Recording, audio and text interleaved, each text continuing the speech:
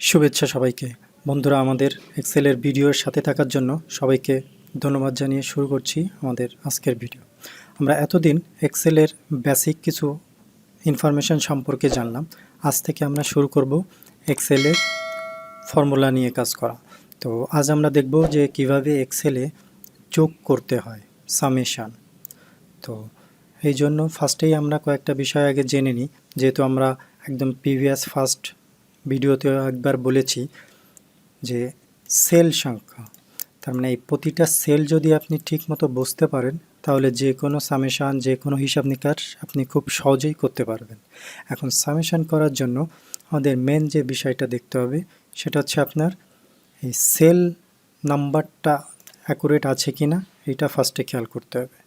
যেমন আমি ফার্স্টে খেয়াল করি যে আপনি যদি দুইটা ভ্যালুর সাথে যোগ করতে চান 5 + 5, এখানে ভ্যালু হবে কত? 10। তো এই 10 ভ্যালুটাই আমরা যদি ফর্মুলা বা সূত্র আকারে করি তাহলে কেমন হয়? এখন দেখুন 5, এই 5-এর সেল অ্যাড্রেস কত? কে হচ্ছে কলাম, রো নাম্বার হচ্ছে 8, তার মানে এর অ্যাড্রেস হবে হচ্ছে K8। দেখুন উপরে কিন্তু দেখাচ্ছে K8। সেম L8, এটা কিন্তু L8 দেখাচ্ছে, দেখেছে? তো প্রত্যেকটা সেলের অ্যাড্রেসটা হচ্ছে এভাবেই নির্ধারণ হয় যে column number plus row, column name plus row, এভাবে হচ্ছে সেল নাম্বার ডিক্লেয়ার করা হয়। তো আমরা যদি যোগ করি তো এখানে আমরা ফর্মুলাটা লিখব ইকুয়াল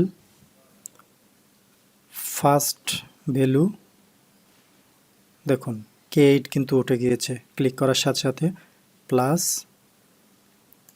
L8। তো এটা যদি আপনি হাতেও লিখে দেন তাহলেও কিন্তু হবে যে K8 + L8, যদি আপনার জানা থাকে যে সেল ভ্যালুটা কত। Then enter. দেখুন 5 5 10 হয়ে গেল। তো আপনি কিন্তু এখন যোগ করা শিখে গেলেন যে কিভাবে এক্সেলে যোগ করতে হয়। তো এইটা আরেকটা বিষয় আমরা জেনে নিই যে সাধারণত আমরা নর্মালি কি দেখেছি যে যোগ করার জন্য আমরা পাশাপাশি দুইটা ভ্যালু রেখে নিচে যোগফল বের করি, কিন্তু এক্সেলের ক্ষেত্রে কিন্তু এমন না। আপনি যদি এই সেম দুইটা ভ্যালু রেখে আপনি যদি এখানেও ক্যালকুলেশন করতে চান তাহলেও হবে। দেখুন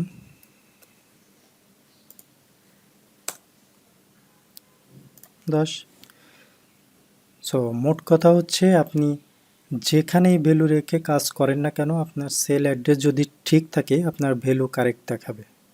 এবং এক্সেলে আরেকটা সবথেকে মজার বিষয় হচ্ছে আপনার কোনো একটা ক্যালকুলেশান বা ফর্মুলা ইউজ করে একবার যদি আপনি যোগফল বের করেন, পরবর্তীতে ওই ভ্যালুগুলো যদি চেঞ্জ করেন তাহলে অটোমেটিক্যালি ভ্যালু চেঞ্জ হয়ে যায়।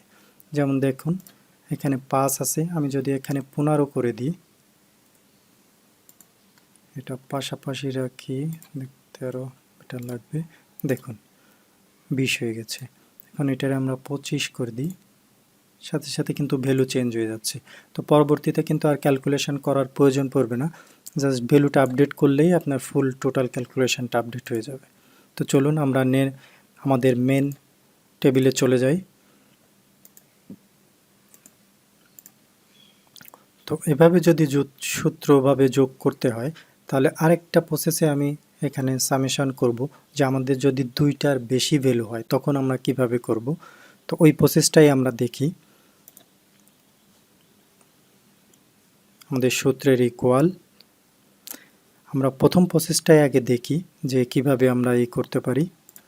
যে আপনি যদি এভাবে করেন plus second value plus third value plus fourth value দিয়ে জাস্ট এন্টার। দেখুন এখানে কিন্তু অটোমেটিক চলে এসেছে এবং বাকি ভ্যালুগুলোও কিন্তু আমার আর দিতে হয়নি, অটোমেটিকই নিয়ে নিয়েছে।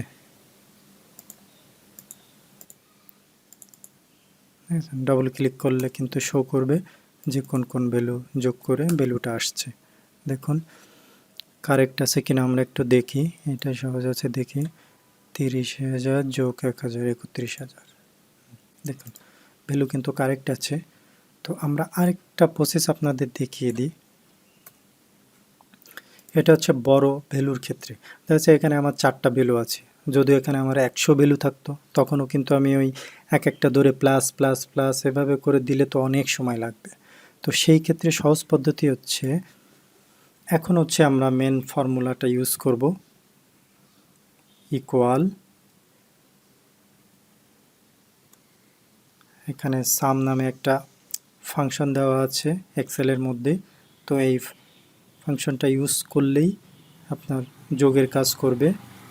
দেন ফার্স্ট ব্র্যাকেট দিলে দেখুন এখানে কিন্তু আপনাকে পপ আপ দেখাচ্ছে যে নাম্বার 1, নাম্বার 2, কমা এভাবেও দিতে পারবেন, অথবা ফার্স্ট নাম্বার শিফট চেপে টু, দেন লাস্ট নাম্বার, অথবা আরও যদি সহজ করা যায়, এখানে ডলার সিম্বলের জন্য মনে হচ্ছে না, দেখুন জাস্ট আপনি যদি ক্লিক করে দেন টেনে তাহলেও হবে।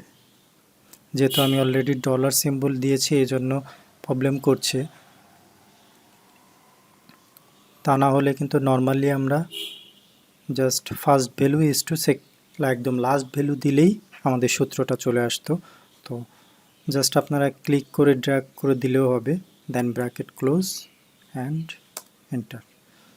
দেখুন আমাদের কিন্তু টোটাল ভ্যালুটা হয়ে গেছে, আমরা কিন্তু এখন স্টেপ বাই এগুলো দেওয়া লাগছে না।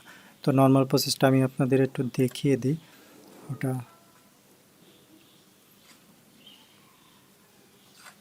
কিভাবে কাজ করে। জাস্ট সাম এই ফার্স্ট ইস টু লাস্ট, দেখুন